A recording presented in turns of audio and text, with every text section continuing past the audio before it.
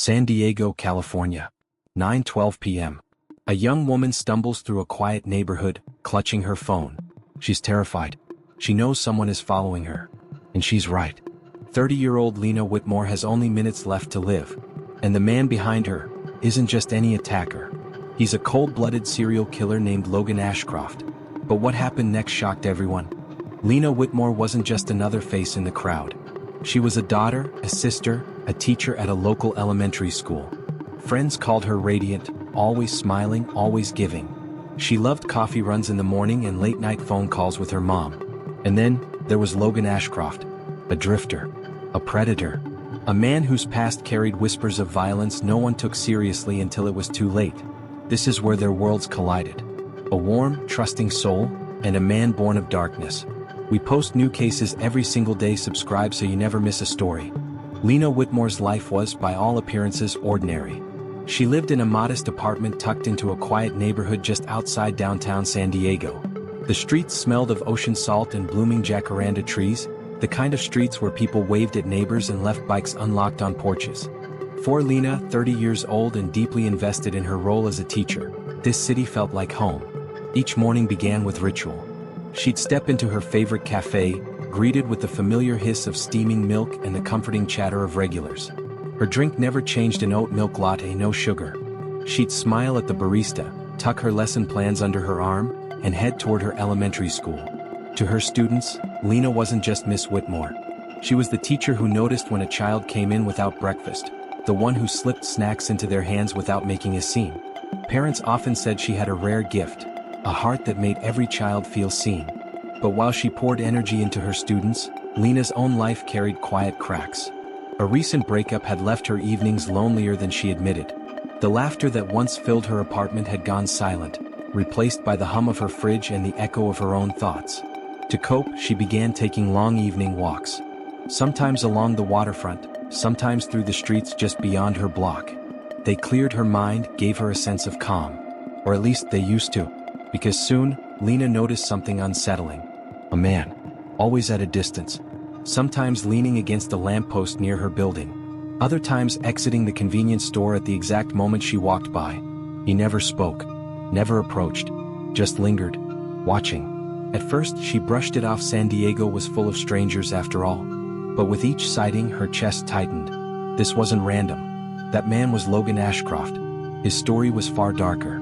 Born into chaos, he drifted through foster homes where violence became both shield and weapon. By adolescence, patterns of cruelty were already carved into him. Torturing animals, setting small fires, manipulating peers with a chilling lack of remorse. As an adult, Logan carried those behaviors like trophies, leaving behind whispers of incidents in every city he passed through. Always suspicion. Never evidence. Always gone before anyone could prove what he'd done. San Diego wasn't meant to be permanent. But the night he first saw Lena, something clicked. In her warmth, in her trustful aura, Logan saw his next victim. He studied her, followed her, memorized her schedule with predator-like precision. Lena confided in her best friend one night over wine. "I don't know why, but I feel like someone's always there, just out of sight." Her friend urged her to go to the police, but Lena hesitated. How could she report a shadow? A feeling? Without proof, she feared being dismissed as paranoid. Then came the night that shifted everything. Lena returned home to find her apartment door slightly open. Nothing stolen. Nothing broken. Just ajar. Like someone had stepped inside, looked around, and left. Her pulse raced, but again she convinced herself she was overreacting. Deep down, though, Lena knew the truth. She wasn't imagining things. Someone was waiting. And soon he would strike. September 14th, 2021. The sun had long disappeared behind San Diego's skyline, leaving the streets quiet, the air heavy with ocean dampness. Lena Whitmore left her apartment just after 9. She told her friend earlier that evening she wanted fresh air, just a short walk, she'd said. It was the kind of routine she clung to, a way to silence her restless thoughts. But Logan Ashcroft was waiting. He'd been watching from across the street for over an hour, leaning against a broken fence, blending with the shadows. His eyes tracked her every move. As Lena stepped onto the sidewalk, adjusting her sweater against the chill, Logan followed, silent, deliberate, each footstep measured. At first, Lena didn't notice. She strolled toward the convenience store at the corner, phone in hand, earbuds tucked into her ears. Music drowned the world around her. But when she paused under the flickering glow of a streetlight, something stirred in her chest. That same feeling again, like eyes pressed against her back. She glanced over her shoulder. A man's outline. Too far to identify. Too close to dismiss. Her pace quickened. So did his. A witness later said they heard hurried footsteps, the sound of sneakers slapping pavement. Another swore they saw Lena break into a jog, her phone clutched tightly in one hand. The convenience store was only 2 blocks away. She never made it. Logan closed the distance in seconds. He grabbed her from behind, dragging her into the narrow alley between a laundromat and a boarded-up thrift shop. The alley was dark, littered with trash, the kind of place no one willingly entered. Neighbors would later recall a scream, sharp, desperate, then muffled. One woman said she turned off her TV because she thought she heard something outside, but by the time she opened her window, silence had returned. Inside that alley, Lena fought. Scratches found later on Logan's arms proved she didn't go quietly. But Logan was stronger, his grip fueled by years of sadistic intent. He pressed her against the wall, his knife glinting under the thin strip of moonlight. And then, it was over. By 9:26 p.m., Lena's body lay still. Logan slipped into the shadows, vanishing into the night as if he'd never been there at all. The aftermath was swift. At 9:35 p.m., Lena's phone, cracked and bloodied, was found by a passerby just outside the alley. Police were called immediately. Sirens tore through the quiet streets within minutes, flashing lights painting the walls in red and blue. An officer who arrived first described the scene as haunting. Lena's lifeless body against the brick wall. The faint scent of iron in the air. The eerie silence of a city block that had no idea what had just happened. Within the hour, detectives swarmed the area. Tape sealed the alley. Cameras flashed. Neighbors whispered in disbelief. How could something so brutal happen here in such an ordinary neighborhood? The first piece of evidence was obvious, the phone. The second, deep gouges on Logan's forearms, marks that would later betray him. But at that moment, investigators knew only one thing. A young woman was gone. And somewhere in the city, her killer was still free. The investigation into Lena Whitmore's murder began before dawn the next morning. Detectives combed through the alley under harsh floodlights, their gloves bagging every scrap of evidence. The cracked phone, strands of hair, a trail of smeared fingerprints on the wall. Yet the scene felt strangely clean. Whoever had done this knew how to vanish quickly. San Diego PD canvassed the block, knocking on doors. Witnesses described fragments of a nightmare, hurried footsteps, a muffled scream, a man's shadow. But shadows don't leave names. Detective Marisol Grant, a 15-year veteran, took the lead. This wasn't random, she told reporters. Someone watched her. Someone waited. Her gut told her the killer had stalked Lena long before that night. The first break came from a small apartment camera 2 streets away. Grainy footage showed Lena walking, earbuds in, just minutes before the attack. 30 seconds later, another figure appeared. A tall man in a hooded sweatshirt, trailing her at a measured pace. His face never revealed. Still, the footage confirmed what Lena's friend had told police. She'd felt hunted. But then, a complication. Detectives discovered Lena's ex-boyfriend, Eric Molina, lived only a mile from her apartment. The two had split just weeks earlier. Friends admitted the breakup was messy. Arguments in public. Late-night calls. Eric was immediately pulled in for questioning. For 2 days, suspicion clung to him. Detectives pressed hard, convinced anger may have turned violent. Eric denied everything. His alibi?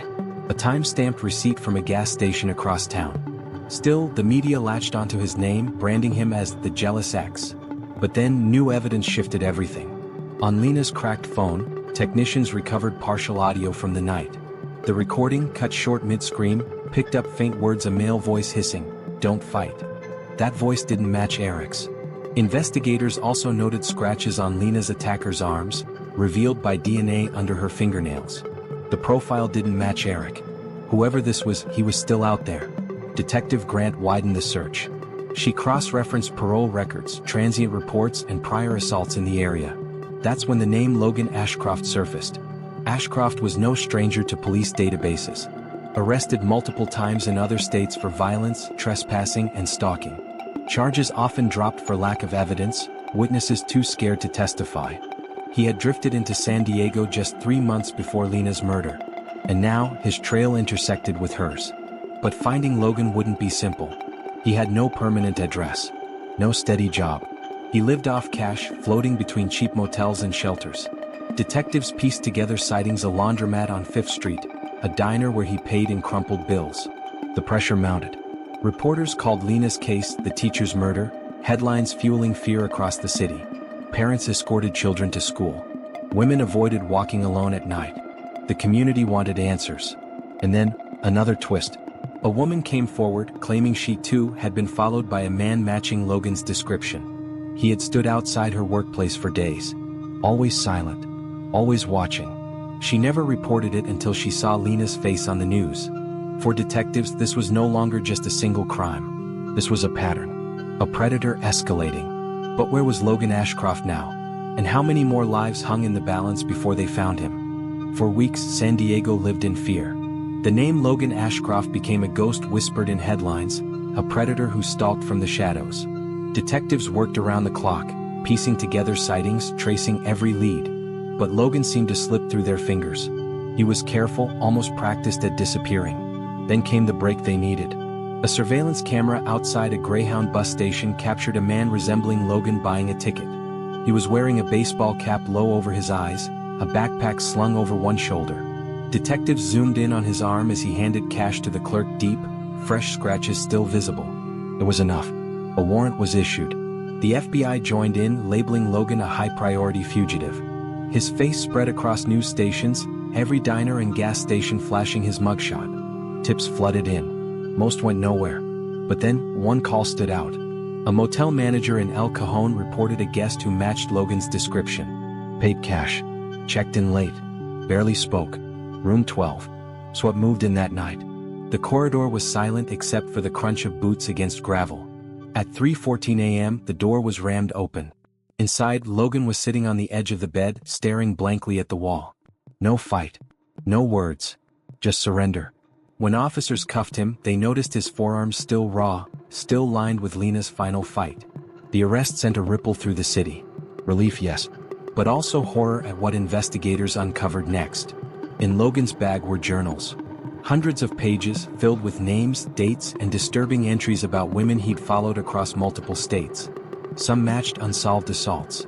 Others matched disappearances that families still grieved over. He wasn't just a killer. He was a serial predator who had been hiding in plain sight for years. During interrogation, Logan showed no remorse, no emotion. Detectives asked why Lena, why her.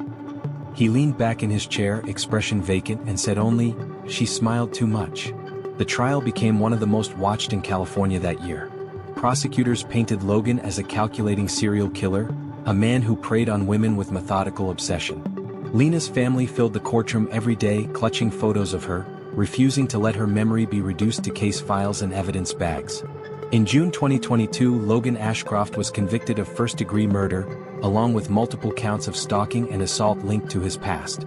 The judge's words were sharp. "You are a danger to every community you set foot in. You will never walk free again." Logan was sentenced to life in prison without parole. But closure came at a heavy cost. For Lena students, the empty desk at the front of their classroom was a daily reminder of what was stolen. For her family, birthdays and holidays now carried a permanent ache. And for San Diego, the haunting truth remained. A man capable of such evil had walked their streets unnoticed, until Lena's final scream pulled him from the shadows. And though justice was served, the scars of this case will never fully heal. Logan Ashcroft wasn't just a murderer. He fit the chilling profile of a classic organized serial killer: methodical, calculated, and driven by obsession. From a psychological perspective, Logan displayed traits linked to antisocial personality disorder. No empathy. No remorse. No sense of guilt. His journals showed not just an urge to kill, but a need to dominate, to control, to turn living, breathing people into objects of his twisted fantasy.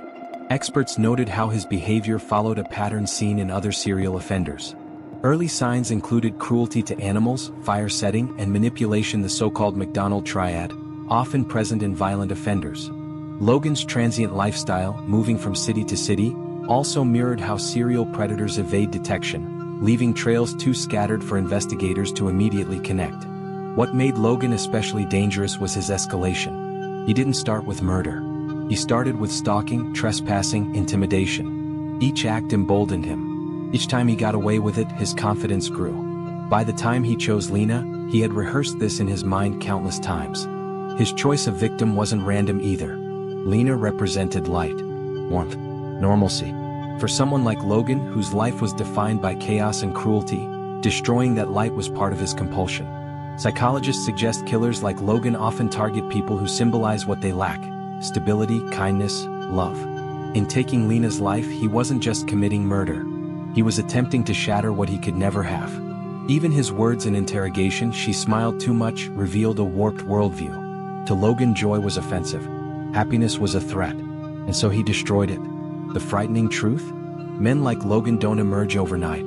They're built over years of neglect, abuse, and unchecked violence.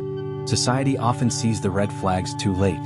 And by the time his name hit headlines, Lena was already gone. Logan Ashcroft will never walk free again. But his psychology offers a dark reminder. Serial killers are not monsters from another world. They're people who walk among us hidden until they strike. Lena Whitmore was more than a headline. She was a teacher who believed in her students. A daughter who called her mom every night. A friend who made the people around her feel seen. Her life was stolen in minutes, but her impact will never fade. Logan Ashcroft sits behind bars now, his freedom gone. But the damage he left behind, the fear, the grief, the unanswered why, that will echo forever. And it forces us to ask, how many others like him are still out there waiting for their chance? What do you think drives someone like Logan Ashcroft? Was it his past, or something darker inside him all along? Share your theories in the comments. Subscribe now so you never miss a case. Because the truth is always more chilling than fiction.